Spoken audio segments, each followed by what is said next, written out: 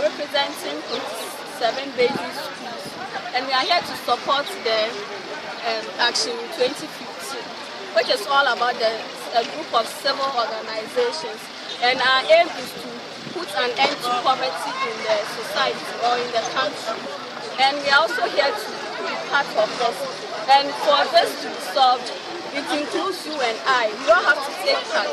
We need to be a participant of this to be able to put an end to poverty, because poverty leads to many distractions. When we were coming here, we saw a certain man who was beating his wife, all because of poverty. So please, let's come together, make one family so that we can fight poverty in our society. Thank you. I'm also Rahel Jempi, and what I want to add is we must also stop slogans.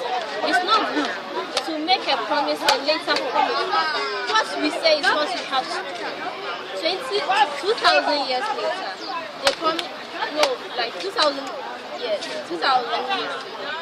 They told us that 15 years to come, 15 years to come, no, there will be no poverty, and every man must spend about $2 a day. In Ghana cedis is 6 cedis, but we are in the 15 years, so there is poverty, and we must try to bring out what we say, and also we must stop gender stuff. We must stop saying the girls should be in the kitchen while the boys are learning. It's very bad. We must all be one, and we must try to build our country.